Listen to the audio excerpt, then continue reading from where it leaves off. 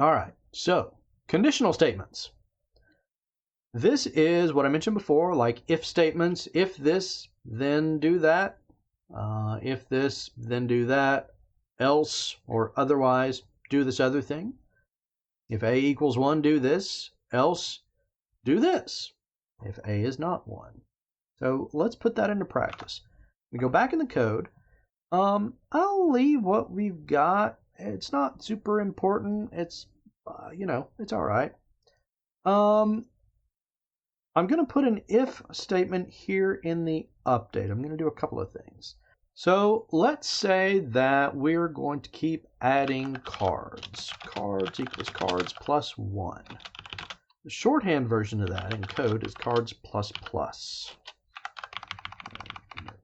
Shorthand. And I will use, cards plus plus or whatever after this. So every time update runs, cards is going to have the cards variable, which is an integer, going to have 1 added to it once per frame. That's going to be a lot. That's going to happen a lot. So for place of reference, let me Debug.Log cards and show how many there are and how fast it happens, just so you've got an idea. So this is going constantly. It's actually going slower than it normally would because we are printing it out. We're also seeing a lot of them. So, okay, you get that. So numbers updating basically constantly, many times a second. Let's do a conditional. If.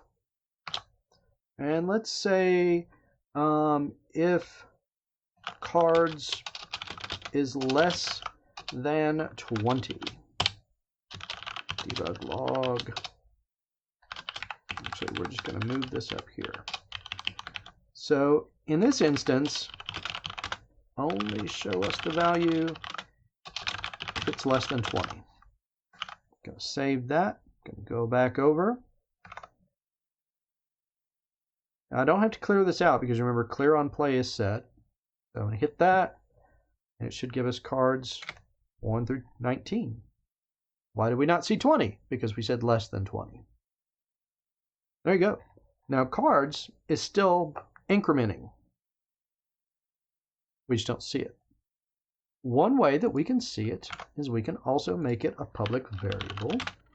Now, at this point, anyone who has had many years of experience in Unity, A, I'm not sure why they're watching this video, but B, they're probably going to say, you can't use public variables. You should be using serialized field. That's a little complicated for this. Yes, serialized field is good. Public variables are okay. They're fine. I've used them for years. If you're working as the only programmer or the primary programmer, or you don't have people that are going to drag random things into random fields, you'll be fine. So just don't sweat it. People start screaming about public variables. It'll be all right. Anyway, let me show you now by making this public what that does. Hit play. Now, our game manager. There's the cards variable. Going up, going up, going up. Let me say this about public variables. Don't do this for every variable just because you want to see what it looks like. That's bad. But, as you saw here, it can also be very useful. I'm going to go ahead and take that back out because we don't want it a public variable constantly updating in the editor. Again, that's going to slow things down. Don't need it. It's for demo purposes. But sometimes it's really helpful to know. If you've got some things, you're not sure what's going on with them, you're not sure why, you put it there, you can pick that object and watch it and see it the whole time. Very helpful. If cards is less than 20. So we're going to change this. Rather than less than 20, I want to do modulo or mod, which is the %. If cards mod 2 equals 0. Now, if you're not familiar with modulo, basically it's going to return the remainder after dividing. Basically, if the number divided by 2 equals 0, no remainder, it's an even number.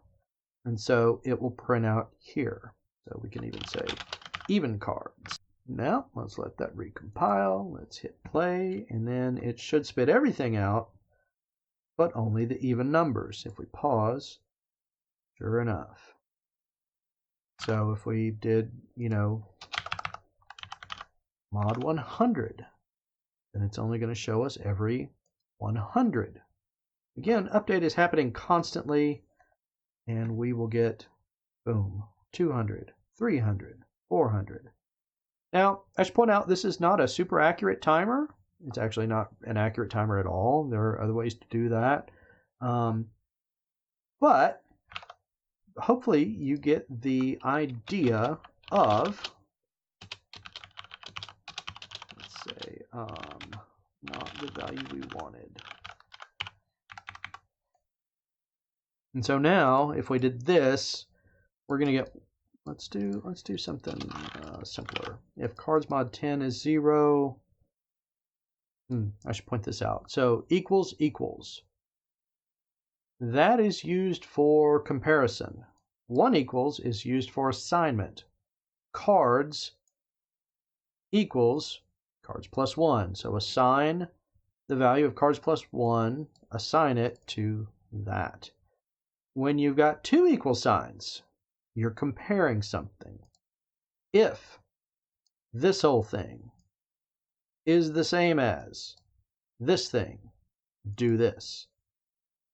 Otherwise, do this. Let's check that out. So we're going to get 9 of those and 1 of those. Hit play. Watch the Debug.Log. So now it's spitting stuff out pretty quick. Let me pause. And sure enough, go back to the beginning. I'll just use my mouse wheel to scroll. Not the value we wanted, not the value. 10. Not the value, not the value, not the value. 20. 30. 40. And so on down to 300 something when we paused. Now, that's not really super useful in the real world, but you just learned about conditionals and about comparison versus assignment. So hopefully that will help you understand. I'll do one more thing before we move off of conditionals. Watch this. If cards mod 5 equals 0, then not the value we wanted, but it's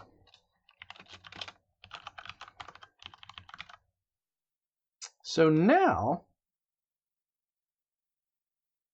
if cards mod 10 equals 0, it's going to say a tens card.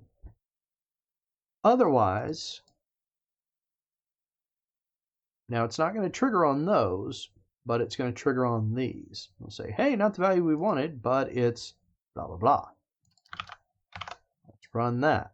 Let's hit play.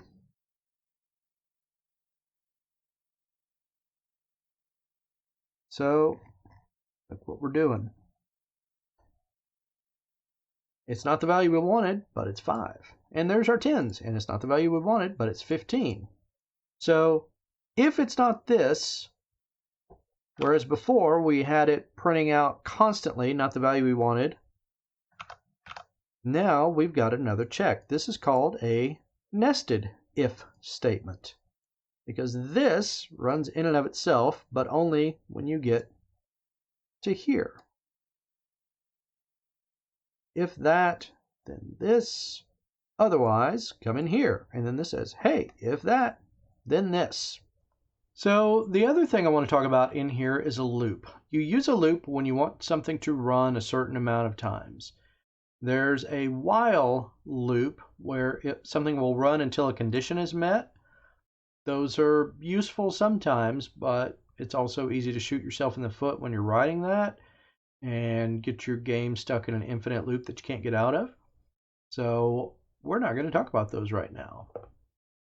What I'm going to talk about is what's called the for loop.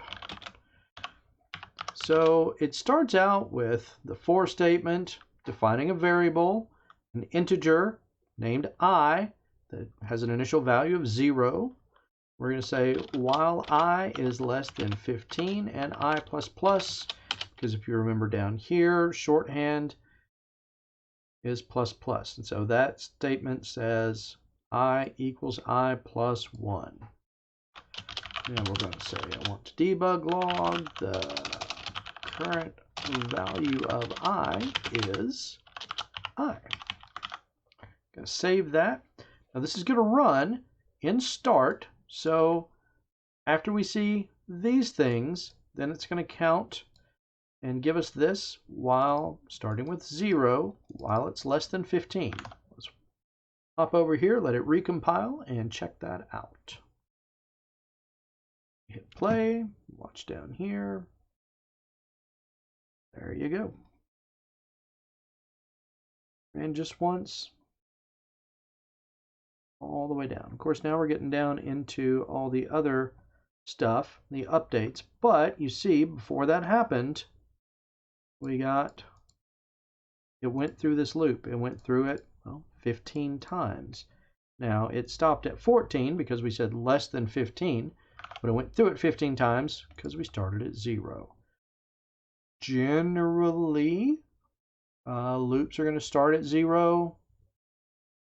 They don't have to, but it's been done that way a long time. It's a good practice. If you find code from anybody who's been writing code for any amount of time, it will be what's called zero-based, meaning it starts with 0. Go ahead and stop that. With that, I'm going to go ahead and stop for conditionals and variables. You now should know all the basics to start doing some cool stuff.